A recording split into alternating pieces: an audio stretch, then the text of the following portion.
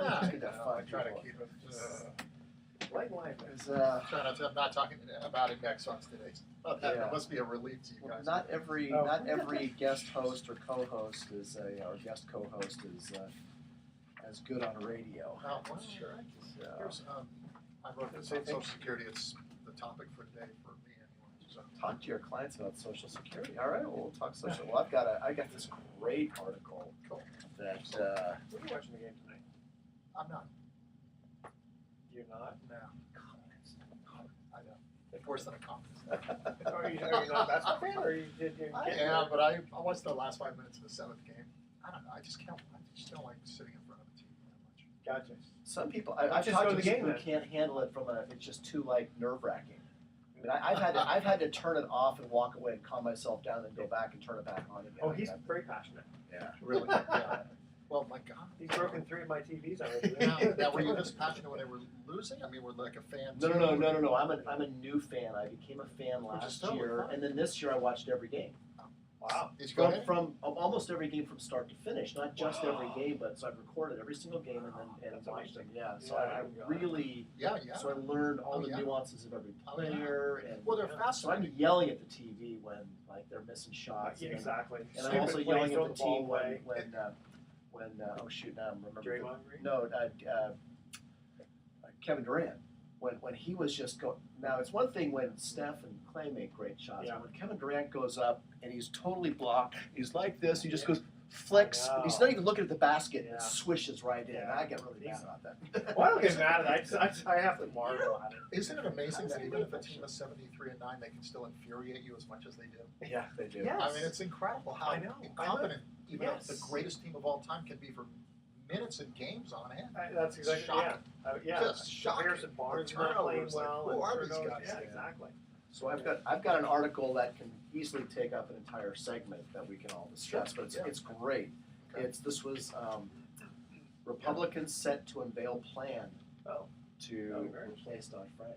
Oh, This wow. hasn't been done yet, so this is just an announcement that, and I never heard of this guy, Jeb Hensarling, Republican from Texas. He's going to do a speech on June 7th at the Economic Club of New York about it's the really- Republicans' plan to repeal Dodd Frank. There's so many good nuggets in here about Maybe it's you know, Jeb Bush and he just changed his last he name. calls Dodd Frank a monument to the arrogance and hubris of man. I mean, talk about politicians, but it's just Pontificating. there's just great stuff. That's in a here. politician saying that. Yeah, That's yeah. a politician saying that. Exactly. Now, for that to happen, though, the Republicans would need to override a veto from a Democratic president. Right. There is a Democratic Right, president. exactly. It'll never happen if Hillary's elected. So, Or, that's exactly. yeah. but I like it's worth talking about because we've talked so much about Dodd Frank and we've talked about how my business actually thrived thanks to Dodd Frank, but the libertarian in me hates the idea of Dodd Frank, and he makes some claims in here that I happen to believe are true, that Dodd Frank's unintended consequences and the people who've been hurt by Dodd Frank, and a lot of people have been hurt, and they created this huge monolithic organization with no checks and balances, the Consumer Financial Protection Bureau, which is just a completely appointed, yet another state Ayn department. Rand having a few things to say about that. Probably by the hard money loan business. Well, what is the worst thing about Dodd Frank to you? Just so because I honestly know really very little about it since I. Well, and we'll talk about it. So, and that's actually a good Yeah, question. that's a good question. It's a good question for the radio. So, Yeah. how about you ask me Oh, that sure. when we talk Perfect. about this? All right. Yeah. And then also how it ties into your business too. Yeah, How absolutely. will? Well, why don't we start with you on that? Yeah, that's a great one. Are you guys ready? Edward, is this a working mic? It should be. Okay. I had Gary. I had Gary on that one, and put it at the phone. And, So Gary came in. now, Oh, I was going to say, I was going he- to really be he's- mad if he he's came gotta in. Record, didn't he? He was nice enough to give us time just before the game starts. Hey, a little credit here. Edward didn't even know he had been the Warrior coach. It's funny. I didn't know he was a Warrior coach either. Oh, okay. Yeah. I know he's a player I- back when. No, I I didn't don't know think he was a player. Gary He St. used to Jean coach wasn't the a player? Kings. No, he was in. I knew he was general manager. I knew he was with the Kings. Are you sure he wasn't a player? I thought he was a basketball player and a coach. You know, I have to go back and Wikipedia. Back more work for Edward. Yeah, exactly. But he was a very nice guy, though. Okay, here we go, guys. welcome. You're listening to The Best of Investing on Talk 910. I'm your host, Edward Brown, and I'm proud to have as my co-host Mark Hunt of Pacific Private Money, one of California's fastest growing mortgage investment firms. And who's joining us again is Mike Zaidlin. He's a guest today. He's a financial advisor, registered investment advisor. Extraordinaire. He was co-hosting with us for a period of time, and we were able to get him back as a guest spot here.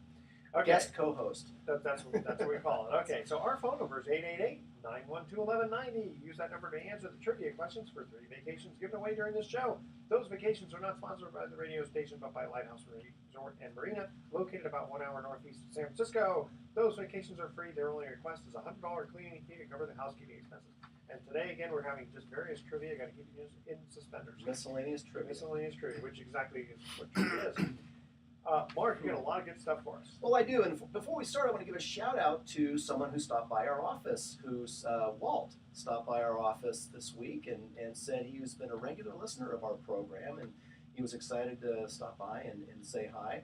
And he actually had a suggestion for us. He said he listens, tries to listen every week, and he loves our trivia questions. He says sometimes at the end when one of us guesses the answer, sometimes he doesn't always hear what the answer is, and he suggests that maybe we should say, "Oh yes," and the answer is, and just to kind of make sure that the audience understands what the answer is. All right. So anyway, I thought that was so. Anyway, thank you for listening, Walt, and appreciate that little bit of feedback there, and hope you're listening.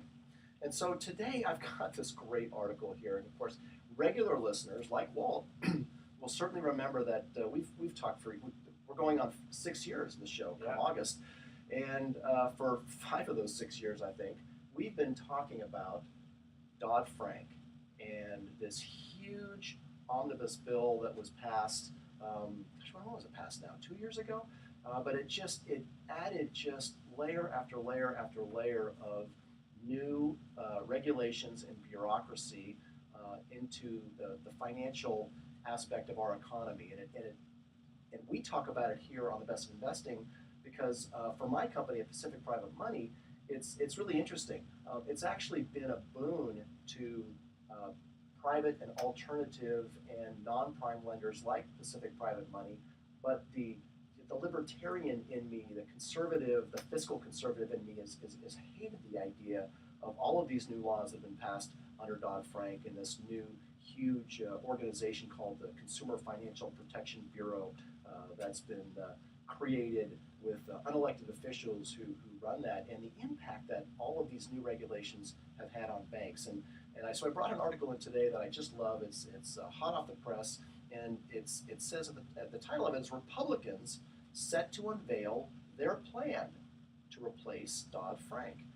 And so later this year, the Dodd Frank Reform and Consumer Protection Act will reach its 6th anniversary. But if congressional Republicans have their way, Dodd Frank won't reach anniversary number 7. And many of the financial reforms enacted by the landmark will be repealed or replaced. Now, of course, before the air we were talking about it, and of course, if we have a Democrat president elected later this year, that's probably not going to survive a veto. Now, why would that be? I mean, you would think that a lot of people would be complaining, hey, I can't buy a house in time, et cetera, and help the little people, so to speak.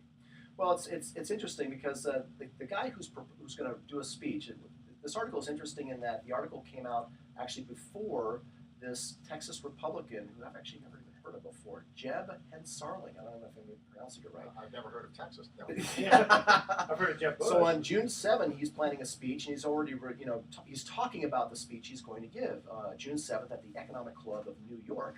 And he's expected to announce the Republican-crafted plan to replace Dodd-Frank with a pro-growth, pro-consumer alternative that includes the potentially significant regulatory relief for financial institutions and a dramatic overhaul of that Consumer Financial Protection Bureau organization that was created. And again, as a politician, you got to listen to this. This is his claim. You want to talk a little bit hyperbole. And Sarling called Dodd-Frank a monument to the arrogance and hubris of man. I've said that many times. And he goes on, a monument to the arrogance and hubris of man in that its answer to incomprehensible complexity and government control is even more incomprehensible complexity and government control. Sure. And it is I true. would say there's quite a bit of competition from other monuments. He believes that the country is suffering from the slowest, weakest, most tepid recovery in the country's history, and that although some would say that a lot of this has to do with an inefficient tax code, he says beyond the tax burden that entrepreneurs face, there's a larger burden known as regulatory burden, the sheer weight, volume, complexity, and uncertainty of a needless avalanche of Washington regulations, much of which has recently come from Dodd Frank. So hear me well, he continues, on behalf of all hardworking, struggling Americans, I will not rest. And my Republican colleagues on the House Financial Services Committee will not rest until we toss Dodd Frank onto the trash heap of history. Now, what do they want to replace it with?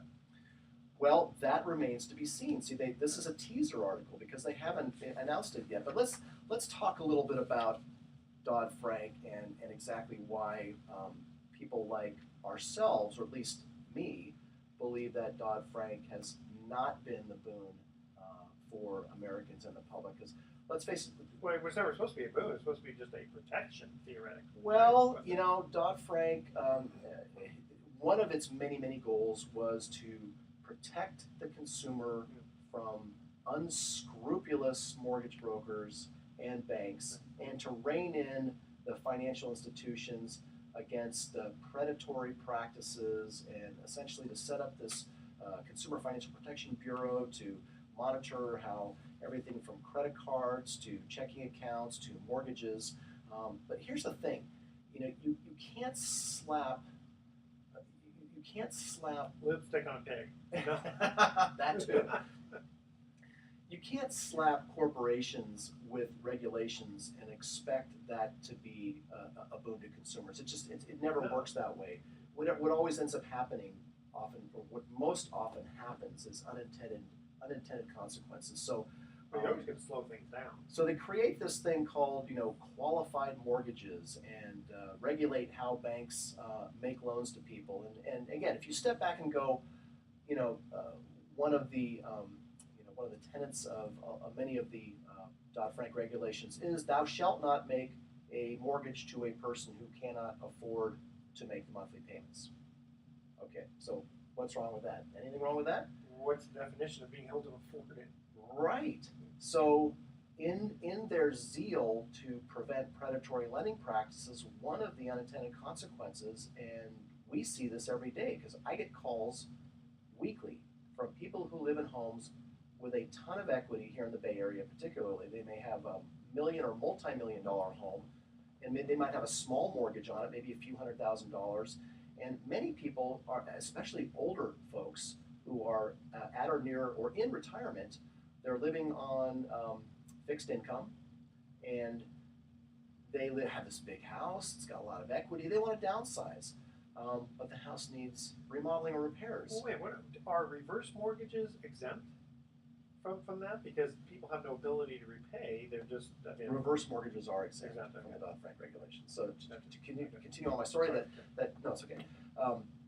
We get calls all the time from people who want to borrow $100,000 or $200,000 or $300,000 because they want to fix up their home and sell it. And more often than not, we can't make them that loan because you can't use the sale of the house as their ability to repay. equity stripping is now illegal in all forms. And so unless they can show the income with certain debt to income ratios, we cannot make them a loan. And it's not just, hey, I want to borrow a few $100,000 to fix up my home so I can, you know, get a better value for it.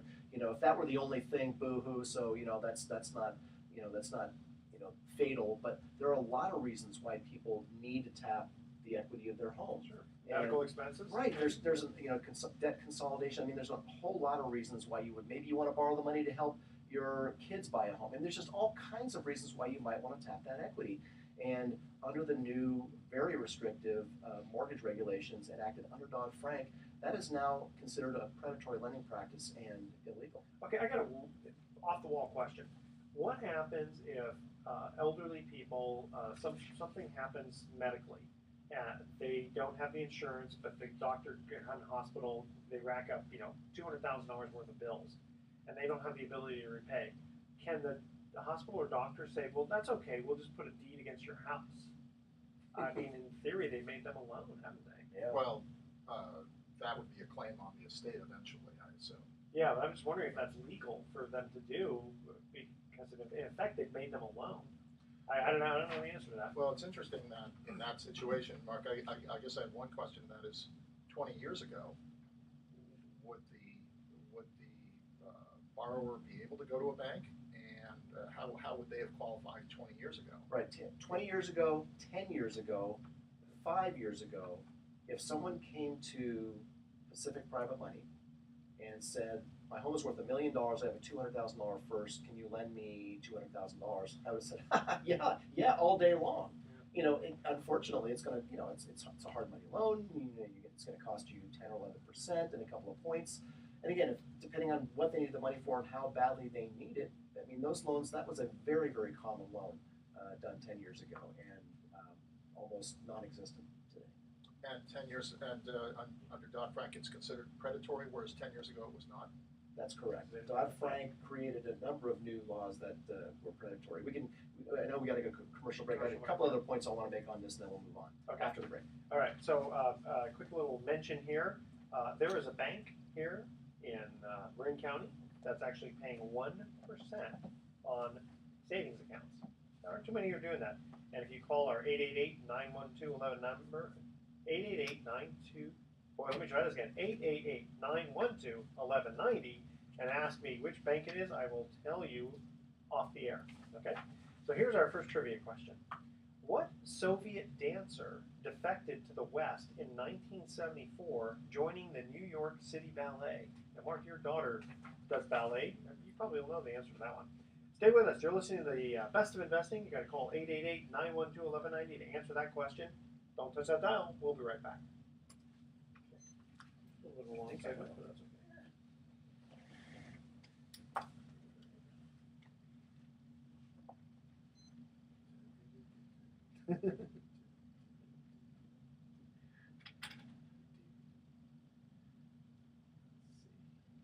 Yeah. Yes, it would help if I did this. Boink.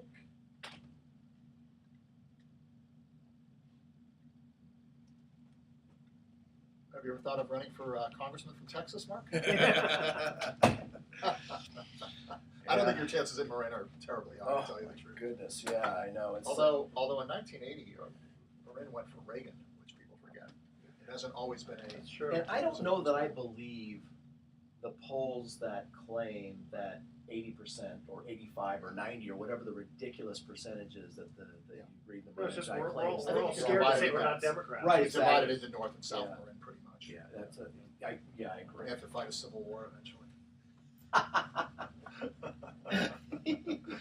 So I just got a couple red, more just red comments blue. and then we'll wrap it up and we'll just keep moving on. And Well, you know, we could tie it.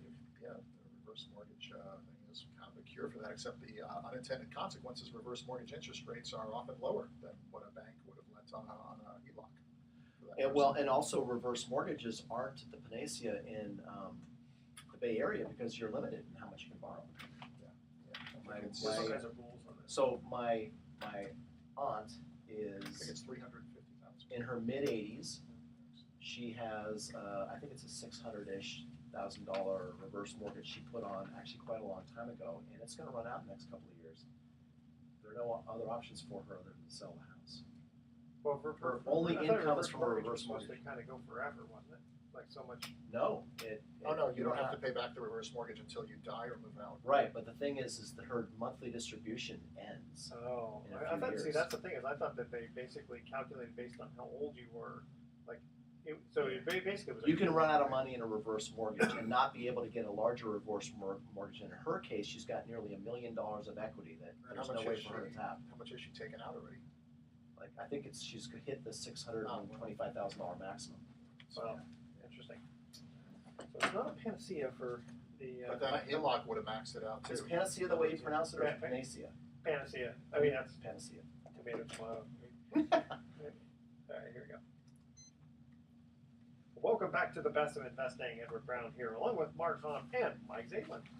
Here was our first trivia question. What Soviet dancer defected to the West in 1974, joining the New York City Ballet? Is that Mikhail Baryshnikov? It was Mikhail Baryshnikov.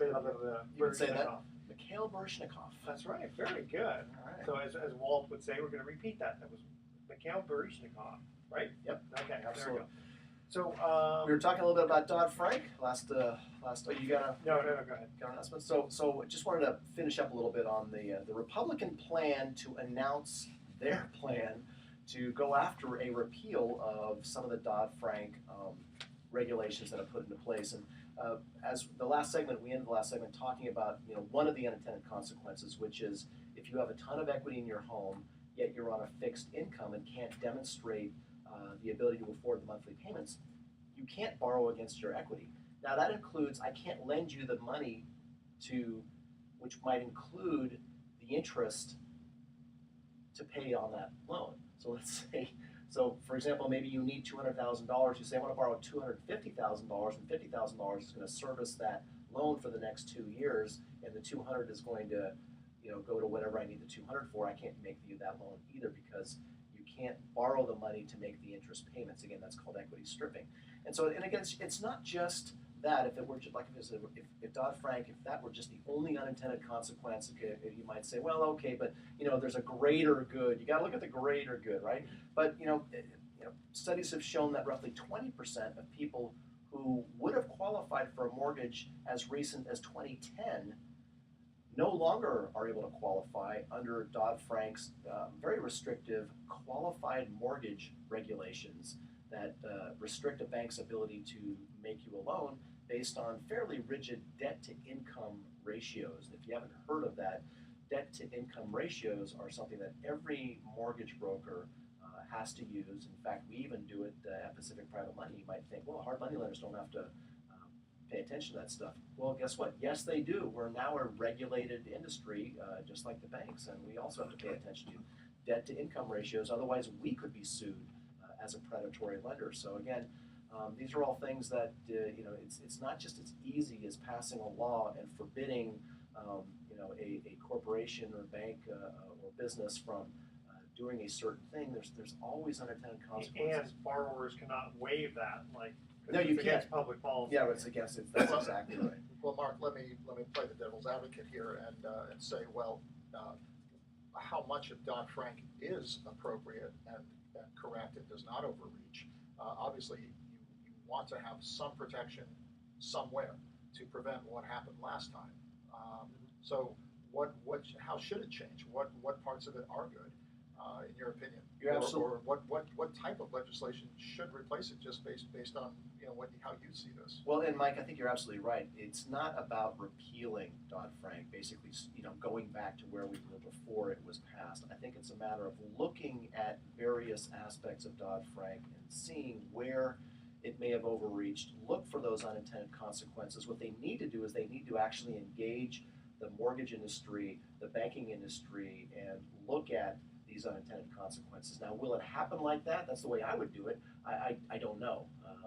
I think you should just trust that the banks will learn their lesson and not do it again. Well, there are the free markets and the free look. If you think for a moment that the credit bubble was the result of banks running amok, it wasn't. It was the government that pressured the banks into making those loans. Everybody should own a house. It absolutely was, and so this was during the Clinton administration. This is a well-known fact that the banks and financial institutions were pressured into making loans available to more and more people. And again, we had that great run of the real estate bubble where a lot of people made a lot of money, and then all of a sudden, crash, bang, boom, and all went to heck. Well, interesting. Okay, so that was during the Clinton administration, but Bush came in between. Well, it started during the Clinton administration. That's when they started the pressure to just make continue these. through Bush. Okay. Absolutely. So anyway, to kind of wrap up on that, one of the things that the Republican plan essentially intends to do is economic growth must be restored through competitive, transparent, and innovative capital markets, and that consumers must not only be protected from force, fraud, and deception, but also from loss of economic liberty, which again, I believe absolutely. Very well. So, Mike, what do you got for us today? Well, I've been going around the Bay Area over the last year and speaking to professional groups on Social Security, attorneys, CPAs, and so forth. There's a lot of misinformation about Social Security as part of an overall financial planning tool. Yeah. Social Security is overlooked. It's just overlooked, and I think the estimates are that about something like 85% of people take it earlier than they should. 85 to 90%. And with more information out there, they're becoming wiser decisions being made about understanding it, when to take it. It's a large financial planning decision. Social Security is often, let's just take the Bay Area here, since that's obviously where our listeners are. Social Security for a couple can easily result in $50,000 a year or more in benefits, which, if you discount that back to present value over the joint life expectancy of many couples here, we're looking at easily at $1 million. And so, wow. in total present value. Now you said 50,000 a year, Yeah, a little over 4,000 a month. Right. For joint or? Yeah. Oh, okay, I was gonna say, because I don't know too And- many people individually get No, down to 4,000. No, the maximum individual is close to 40,000. But even if you've got that and you have a spouse who was a stay-at-home mom, that spouse is probably going to get about half of what would have been a $30,000 benefit for the other spouse. So that's the spousal benefits. That's another 15. So let's say husband waits until he's 70 to take Social Security, gets maybe 40,000 a year. Then the spouse who may not have even worked outside the home would get about 15,000. So that I actually see quite a few cases where the couple can get about 65,000 a year at 70. Now there's, this is a very, very complicated, a lot of people don't realize how complicated this is, because you can file and then put it on hold, and I mean there's like 500 different combinations. Exactly. That's part of the problem, is that the decisions are often made without consulting with professionals, Exactly. or not fully understanding all the ramifications. I think the software I use can produce about 8,000 filing combinations. Oh, it's 8,000. Okay. Yeah. I thought I was being ridiculous when I said 500. Yeah, of course, a lot of those are minor, but Sure. it's a major decision, and the difference between the best decision and the worst decision is probably often $200,000 to $300,000 in lifetime benefits, and maybe more, given that life expectancies are increasing. And one thing couples don't often realize is when they make the filing decision is that the survivor benefit will be the benefit that's left to the surviving spouse. And given that a 65-year-old couple today has a 50% chance that one of them will live to 90, and about a 30% chance that one will live to 95, that difference in the annual benefit that you take could be as much as 15,000 to 17,000 a year times 15 years, easily 300,000. So certain things that pop into my head right away are, one, the time value of money, of getting money sooner rather than later is one decision. The other decision of if I died earlier, it's like, in other words, I want to collect as much as I can, as early as I can before I die, because if I die too early, then it's like I didn't even hit 70, and how much did I leave on the table? Sure. Well, the general rule is that if let's take a couple, married couple, if one of them is going to live to about 81, which is generally the break even age. So Social Security, for those who don't know, is structured so that whether you take it at as early as you can, typically 62, or as late as you can, 70, the actuarial tables, which were constructed in 1983, basically say if you live to 81, it's not going to make any difference whether you took it at 60, 62, or 70. However, those tables have now been rapidly outdated and haven't been updated since 83. Wow. And so average life expectancies are now about 84 for a man and 86 for a woman. And if you look at higher incomes and higher levels of education, you're getting close to 88, 87 or 88. So your break-even point is going to be even further away. Yeah. Well, no, your break-even point is going to be far more likely to be exceeded by the life expectancies that we're experiencing here in the Bay Area among higher income and higher educated people. Because don't forget, those life expectancies of 80, 82, and 83 are based on the average U.S. life expectancy. So, well, my wife said if I didn't hit 70, she was going to make sure I got hit by a bus. That way, to make sure that No Getting shit hit one did. way or the other. Yeah. But the other point that you were making, Edward, about investing, taking it earlier and investing it, a lot of financial advisors will advise clients to do that and say, take it earlier. I can get you a 7 or 8% return. However, that sort of bypasses the reality that Social Security is first and foremost a longevity annuity. It's an annuity that ensures that you cannot outlive that money that you receive from Social Security. Unless they change the rules. The odds that they change the rules for people who are in retirement are low. Especially for us baby boomers who are the big voting. Well, and not only that, right? but the decision as to whether to take it at 62 or 70 is almost completely irrelevant to whether they might cut it or not. Because if they cut it, it will be cut for almost everybody. So if you happen to be taking it at 62 and got really lucky, and another person turns 70, and then they change the rules and say, okay, we're going to cut it by 5%, even that person who took it at 62 will only gain about a year in benefits. So do you think they'll do a means test? it's always possible they'll do a means test. I'd say the odds are always low because politically, when you start testing for means, you start excluding part of the population from caring about whether Social Security continues or not, and that's an important part of the population, and they no longer are going to buy into it, and they may say, well, why am I contributing to it? And that can lead to a lot Because the government, of- we shall tell you what you will contribute and what you won't. So the thing is, it's a big decision, and it's important to get it right because, especially for married couples, there's a survivor benefit, so it takes the form of a joint and survivor annuity. Okay, so we're going to cut to another break, but before we do, because we'll probably continue on a little bit of the Social Security stuff, if people wanted to get a hold of you to ask you more questions about it, how do they get? Sure, I can be reached at 415-785-4585. Okay, so we have it's not exactly a special trivia contest question, but we still have some more, about 10 more golf certificates to give away. And again, this is for this coming Monday, June 6th. It's an all-day event, so don't answer the question unless you can take the full day off, play around the golf, get lunch, dinner, cocktails, all kinds of fun things. So here is the question. In the periodic table of elements, what does the symbol AU stand for? And I want you to call 888-912-1190. Give us the answer. Also say that you're trying for the golf certificate.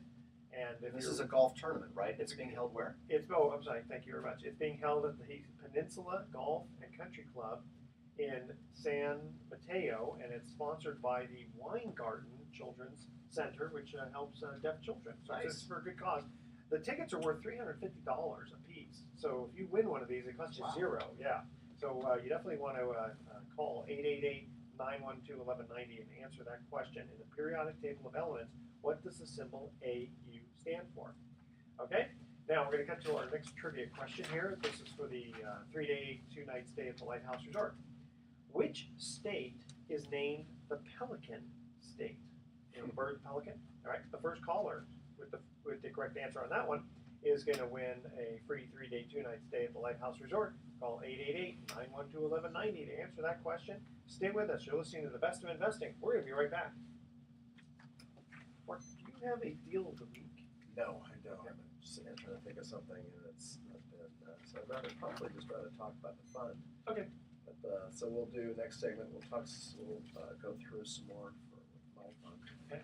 Social Security. Should be Social Security. So if you don't start taking it at 70, Well, you have to take it at 60. So they send you the money You whether you want it or just not. lose. Just No, go. you don't take it until you file. Oh, They won't. I've got some clients, hedge fund managers who just Forgot. they don't want to. They're socialist hedge fund managers. You know, it's funny that my old associate, he said his brother did that. Just said, hey, I don't need it. I'm not going to give it. Right. Yeah. Like the government keep it, Wow. Give it to charity then. Exactly. And I am my best charity. Well, is that the Edward The Fiji Island Edward Fund? Brown Fiji Island Fund. So far, I can't get the Fiji. Not enough donors. So this is a lot of. This is what Yeah, I know a lot of stuff 5-page. here. Is this the sort of Oh. thing that you want to give to people? Yeah, I usually give it to professionals, CPAs, attorneys, and so forth. I don't give it to individuals, except after I've consulted with them. I can just take it. Oh, okay, because that's why I didn't say it on the radio about that you would give this away. Right, no. Okay, all right. Here we go. Welcome back to the Best of Investing. Edward Brown here, along with Mark Hahn and Mike Zaidlin. Second trivia question: which state is named the Pelican State? Maine?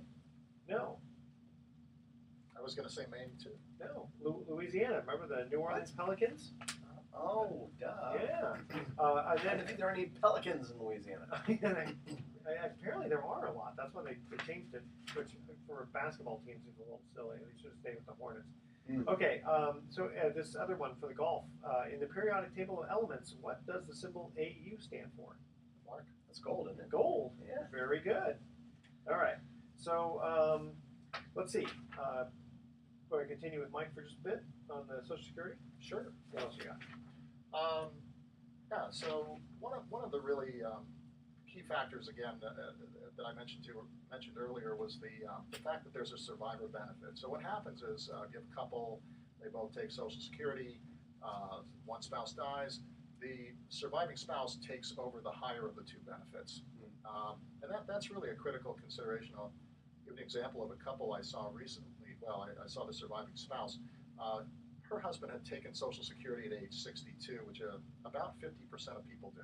Yeah. And it was very clear that he should have taken it at age 70. They had plenty of money. It wasn't an issue, but like a lot of people, they just want to take it early because they think it's not going to be there. And it's really a poor decision to do that based on the fear that it's not going to be there. Even if Social Security, the trust fund went out, the maximum that benefits could be reduced would be about 20%, and that's got about a 1% chance of ever happening. Because And you can delay 1 year. I mean, you could say, I don't know, sure. they do it 63 or 64, 65. Exactly. So that when you're looking at Social Security, you're looking at a longevity annuity that's unique. It's inflation adjusted automatically. It's tax favored. So, for example, based on the provisional income formula that's used for Social Security, you could have $64,000 in Social Security benefits and another $25,000 in income and pay no taxes. But I'll bet you, though, they're going to change that. I predicted it 30 years ago, and I was right. I predicted it again 10 years ago, or whatever it was, and I was right again. And then my next prediction is that they're going to tax all of it. They may decide to put, some small, if you only make $10,000, they're not going to do it. But years ago, it used to be tax-free. Then they made it 50% taxed, and then if you hit a certain level, now it's 85% taxed. It's going to be 100%. Right. But even if it is, it's no worse off, and that could again never happen, or maybe happen in 20 years. But even if it is, you're no worse off than your Social Security income is not taxed at any worse level than your IRA income or your ordinary income, which we know is taxed as on 100% of it. So we're already starting with the fact that probably half the people in America pay no taxes currently on their Social Security. So that's a big step. Wow. For what you're projecting is a big step, and you have tremendous resistance because that includes millions, tens of millions of people. Wow. So it may happen. That's always possible. But again, even if it is, you still want to look at Social Security as a longevity policy. It's whether it continues to be tax favored. It's certainly inflation adjusted. Now you could say that maybe that'll end too, but we could say anything will end. So Mike, we could say Roths will be taxed. Mike, what do you find is probably the biggest misconception among your clients when it comes to Social Security? That it's a wise decision to take it before age 70.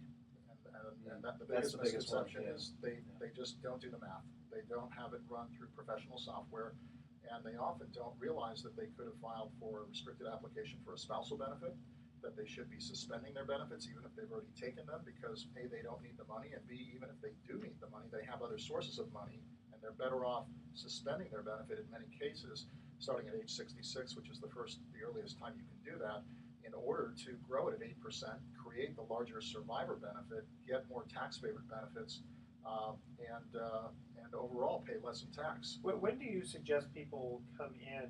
Because like Mark and I are 56 years old, so we're not quite ready for that. Yeah. Oh, thank you. Must be the show. Wait, Must be the show. Yeah. Guess like me. That's why we're on radio, not television. So when do you suggest people come in? Usually within a few years before taking Social Security, Okay. partly because it's Social Security is one part of a larger financial planning picture, and so if I can catch them early enough, we can look at whether they should be converting IRAs to Roths, when they should be thinking about retiring. Do they have enough money? So the Social Security decision is really sort of a later step, actually, in an overall financial plan. And So, by the way, I'm not referring to a formal financial plan that's 400 pages long. Yeah, I'm just talking about a yeah. couple hours of an overall review of things. Yeah. so Michael Zaidlin of Madrone Investment Advisory, LLC, an expert on Social Security and other matters. No such thing as an expert, but thank you anyway. If people have knowledgeable, If people have questions, again, why don't you give out your number? If people have questions and want to talk to someone who knows their stuff when it comes to Social Security. Sure, my number is 415-785-4585. Thank you. Awesome. All right, so Mark, tell us what's going on with the fund. You know what? I tell you what, I have an email here. Okay, good.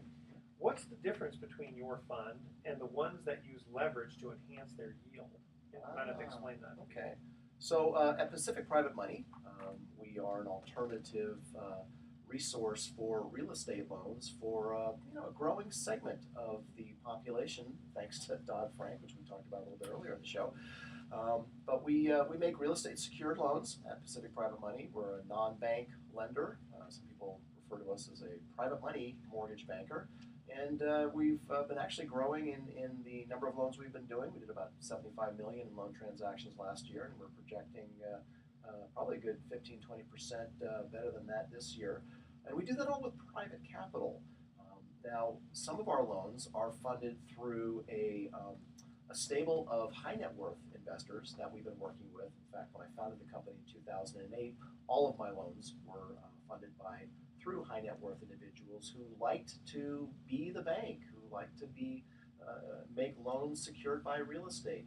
Many of them are retired real estate professionals. But what's interesting, in the last several years, thanks to now 10 years worth of low interest rates, the whole idea of mortgage investing has become more known. In fact, it used to be called the best kept secret in investment strategies, and now it's not so secret anymore. There are an awful lot of companies like ours that have sprung up in the last 5 years that are offering high yields, especially in this marketplace where you can be lucky to get 0.25% at the bank or less than 1% in a money market account.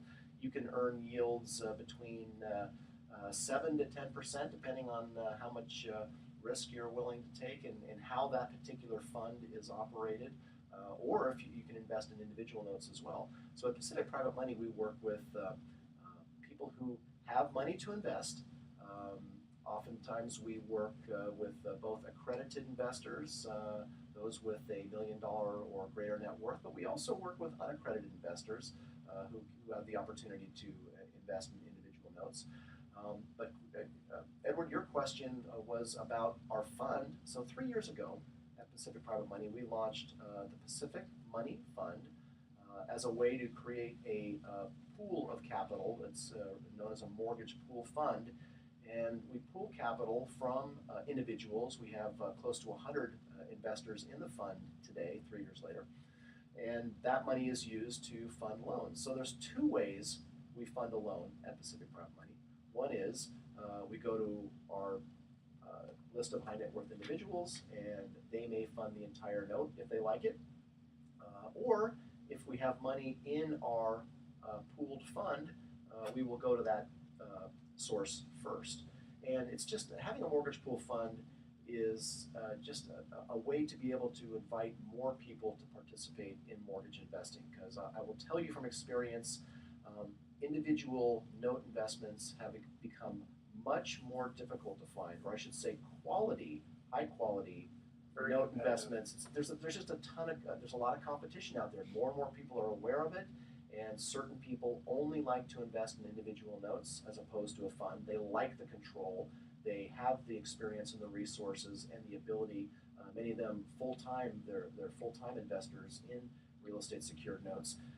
If you're a casual investor, there's no way you're going to compete with those guys. They're going to get it before you do. They're going to see it before you do. And if they turn it down, they've turned it down probably for a good reason, and maybe you shouldn't be investing in it. So really, it's not mortgage investing in individual notes is really not a good idea, in my opinion, for people who don't or not experienced note investors.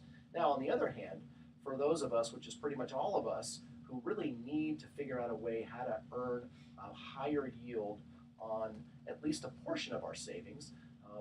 I would never suggest that anybody take all of their savings and invest in a mortgage secured product, but the existence of the Pacific Money Fund and mortgage pool funds like the Pacific Money Fund are to give you an opportunity to take a portion of your retirement savings and put them in what's called an alternative investment strategy that can pay you higher yields. And at the Pacific Money Fund, we've been paying consistently a few ticks over 8% in our fund, and we do monthly distributions, so it's an annualized rate. We don't pay 8% per month, but on an annualized basis, our monthly distributions have been at 8% or more for all 36 months that we've been in existence, and based on our financial modeling and our belief on where the market is heading, we believe that we are going to continue to be able to provide that level or higher of yield. And so the question was, what's the difference between a fund that uses leverage to achieve a higher yield versus an unleveraged fund? So the Pacific Money Fund is an unleveraged fund, meaning we don't go out and get a bank loan at 5%, say, and lend out that money in addition to our investor capital. It's not necessarily a bad thing. It's just there's added risk when a mortgage pool fund uses leverage because that loan, that line of credit that they're using is secured by the mortgage pool fund itself. And so if the market takes a broad downturn again, or something happens maybe with the financial situation with the broker itself, the bank may call that loan. And that's exactly what happened in the late 80s, early 90s with a specific company that was $500 million, and because they were leveraged, they went bankrupt. If you're looking at mortgage pool funds as an option for investments, you always want to know. First of all, you want to find out who the manager of the fund is and what their experience is, and maybe check some references on them from their client list. But you also want to know, does the fund use leverage to achieve the yields that they're promising? And there are funds in California that are promising double-digit returns. And I'll tell you right now, there is not a single fund producing double-digit returns that is strictly making loans and does not use leverage. So unless they're very high-risk loans, poor quality loans. So you can't invest in quality notes, and the reason is because it's the marketplace is pretty efficient. You're not going to be able to make it 10%. You're not going to be able to charge somebody 12% when they can pick up the phone and call someone like Pacific Private Money and get the money at 9%. So or at least it's very unlikely. So, Mark, how does the liquidity in your fund compare to other mortgage pool funds? So we actually have pretty good liquidity in the Pacific Money Fund, and the reason is because we specialize in short-term loans. And when I say short-term, I mean sometimes very short-term. So we do a lot of bridge loans to consumers who maybe need to close on a real estate transaction and intend to bank finance within a very short period of time. So we roll the money over in our fund more than once per year. So we've got fast maturing loans. Many of them get paid off in 5, 6, 7 months. We do have a few longer-term loans, but by and large, the Pacific Money Fund is used to fund short-term mortgages that are going to be paid off quickly. And we also are growing at a pretty reliable clip. If you look at the growth of the fund over the last 36 months, it's pretty much been almost a straight line in terms of its growth. And between new incoming money and payoffs that happen virtually weekly in our fund, being able to liquidate and take money back out. So far, the few people that have redeemed their investments, we were able to do it just within a couple of weeks. Okay, tell you what, we're going to cut to a break. When we come back, Mike, go ahead and ask another question. Okay, so got a couple of little announcements here. We've got the Aqua Adventure Water Park, which is the city of Fremont's premier family water park. Aqua Adventure offers a variety of activities for all ages. They have 4 acres and something fun for everyone, so get wet. It says get set to get wet. I like that. For more information, check out their website, goaquaadventure.com. All right, so here's our last trivia question. Again, we're just talking various trivia. What fired general later ran against Lincoln in the 1864 election? All right. The History buffs. That's right. Call 888-912-1190 to answer that question. Don't touch that dial. We'll be right back. It was McClellan. McClellan, is it? McClellan, yeah. He was the one who Lincoln fired because he just refused to march on the South. Just was like, well, the time isn't ripe yet. Lincoln would say, well, you've got 500,000 troops and they don't have anyone. So what are you waiting for? It's like, well, just. Yeah, wasn't he the idiot? Yeah, well, I don't Yeah. think he was an idiot. He was a very, so generals don't necessarily like to fight wars. Which is probably a good thing. That part. No, they're always like, well, he this could've could go just- wrong and this could go I wrong. watched the Ken Burns thing, and they showed that he could have just kind of walked right into it. Yeah, that's not exactly. And they could have shortened the war by at least Yeah, a year. sure, exactly. Let me see how much time we have left here.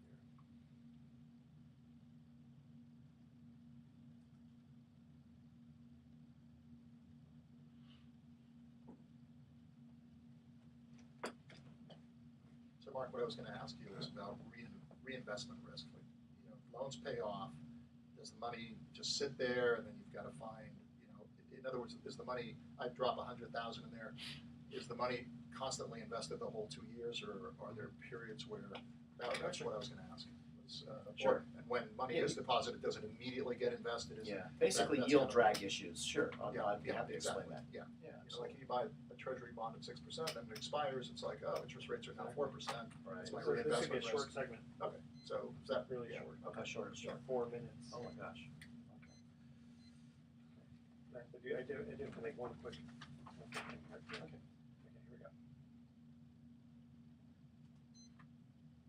Welcome back to the Best of Investing. Again, last time for today. I'm Edward Brown, your host. Mark Hunt and Mike Zaidlin are joining me. Before we get to our trivia question, just want to make a quick mention here for the Yosemite Gold Country Lodge. It's been called by guests a hidden gem, a beautiful place, a great place with a down-home country charm.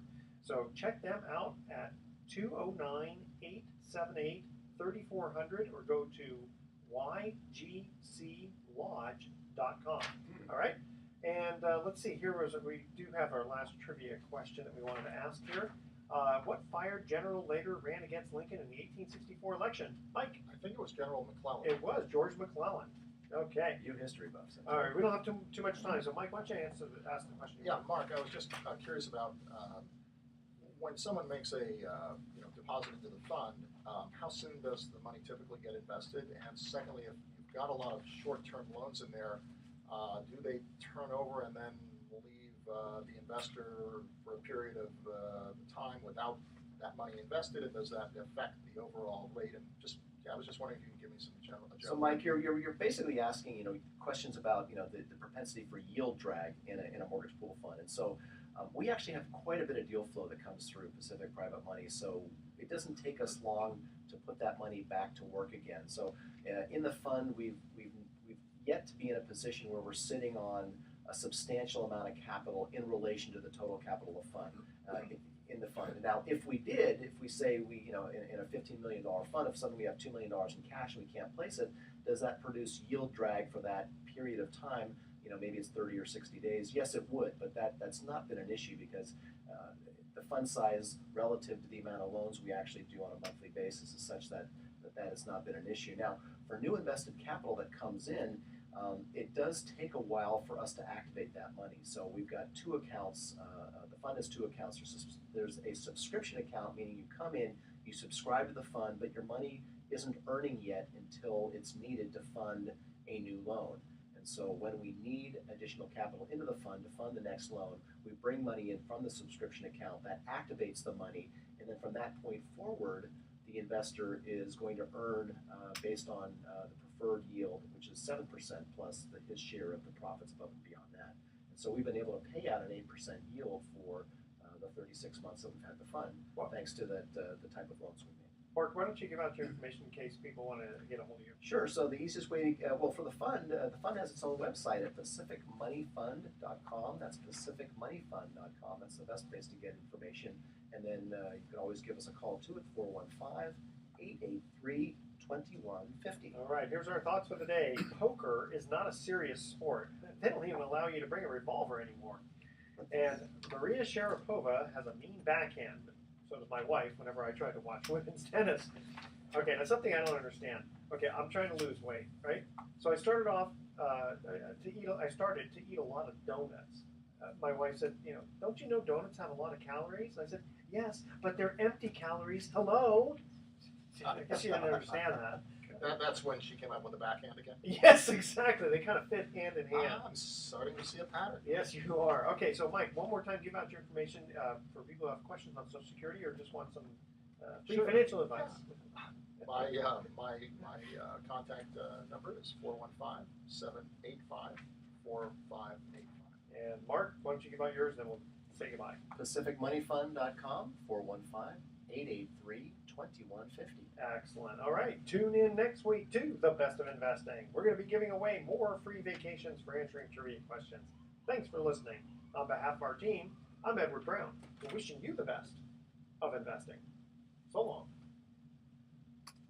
Excellent. Well, I'm now an expert on their funds since I've read everything on it, read all the articles, and I had a client who was very interested that Edward and I